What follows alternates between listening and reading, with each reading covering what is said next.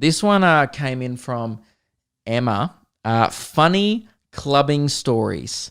Now, one time we're at this club called Lucky Thursdays, right? It's at this venue called Billboards. People in Melbourne will know it.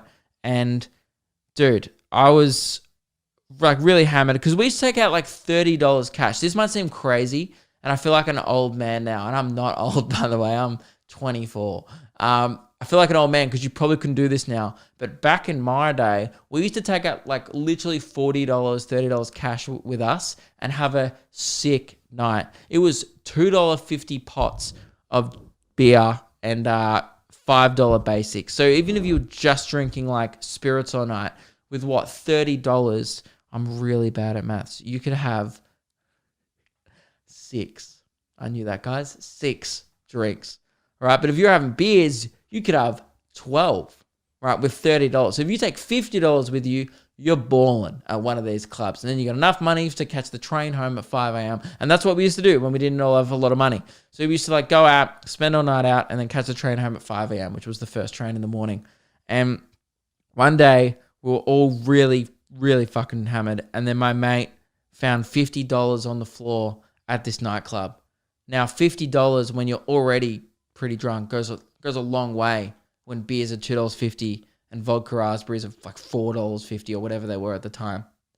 Dude, we lined up the bar with vodka raspberries, and all I remember is vomiting on the vet near my house, then myself, and then this is probably one of the most embarrassing things I've ever done, by the way, and I think I may have talked about this before on the podcast, but if I haven't, I passed out on my front yard.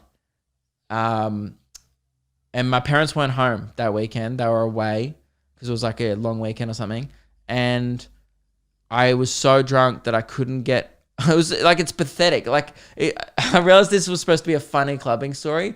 This sounds like I'm in an AA meeting right now. And they're like, what was the turning point? When did you know that you needed help?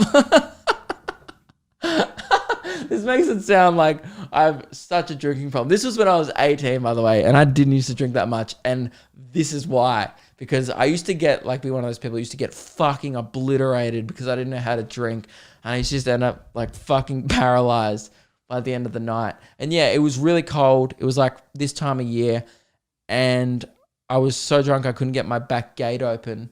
So then I just sat down. I was like, I'll just sit down for 5 minutes. I'll calm down. Then I'll try the gate again. And then I woke up like 3 hours later, freezing cold. I reckon I was close on hypothermia, and I found my way inside. And then my brother was like, did you come in at 7 a.m. this morning? I was like, no, I got home at like 4 or 5, but I just passed out and I couldn't get the gate open. And he's like, fuck, like he was in the house. He felt so bad, but he's like, damn. So yeah, that was probably the worst thing that's ever happened to me at a club. Dude, it's not a place where funny things happen.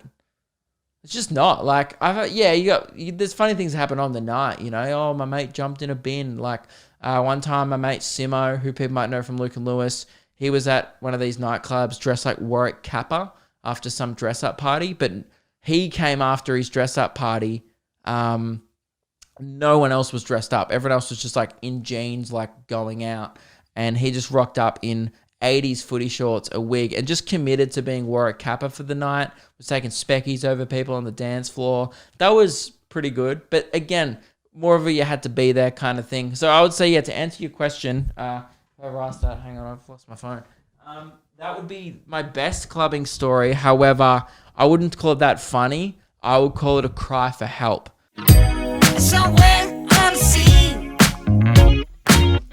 you got a little longer, so it's easy.